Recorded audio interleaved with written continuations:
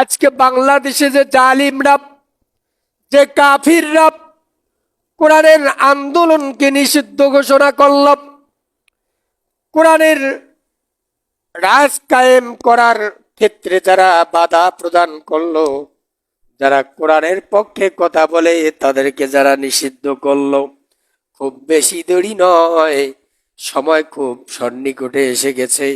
তাদের ব্যাপারে এই কোরআনের সৈনিকরা আল্লাহর হিম্মত বুকে নিয়ে, আল্লাহর সাহস বুকে নিয়ে, আল্লাহর ওপরে তাওয়াক্কা করে খুব শীঘ্রই এই জালিমদের বিরুদ্ধে যুদ্ধ ঘোষণা করবে। খুব শীঘ্রই, বেশি দেরি নয়, এটা হতে পারে খুব শীঘ্রই যুদ্ধ ঘোষণা হবে। সকলকে ক্ষমা করা হলেও কিছু জালিম আছে, এদেরকে ক্ষমা করা হবে না।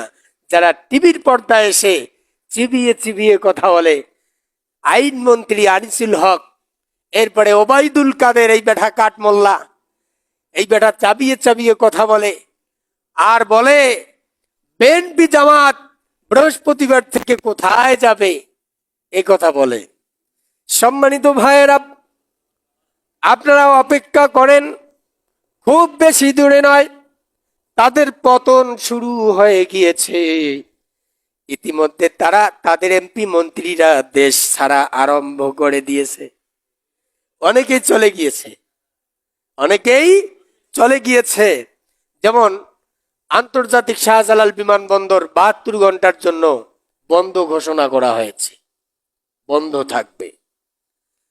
আল্লামা সাইদি একটা কথা বলেছিলেন, যারা মুসল্লিদেরকে ধরতেছ, কোরআনের সৈনিকদেরকে ধরে ধরে জেলে নিয়ে পিটাচ্ছ, নিরপরাধ লোকদেরকে যারা ফাঁসি দিচ্ছ, সময় আসবে গর্ত খুঁজে পাবা না নিজেকে আত্মগোপন করে থাকার জন্য, তোমরা ইন্দুরের গর্ত পর্যন্ত খুঁজে পাবা না, সে সময় এসে গেছে। কি একখান লোক ছিলেন আল্লাহ তাআলা, কি একটা লোক আমাদের মাঝে দিয়েছিলেন, যে কথাগুলো বলে গিয়েছেন আজকে হাড়ে হাড়ে সে কথাগুলো হয়ে যাচ্ছে, সে কাজগুলো হচ্ছে, ইতিপূর্বে হয়েছে, বর্তমান হয়েই চলছে। আল্লাহ তাআলা তেনার কবরখানাকে নূরে মুনাওয়ার বানিয়ে দিন। জোরে বলেন আমিন, আওয়াজ তুলে বলুন আমিন।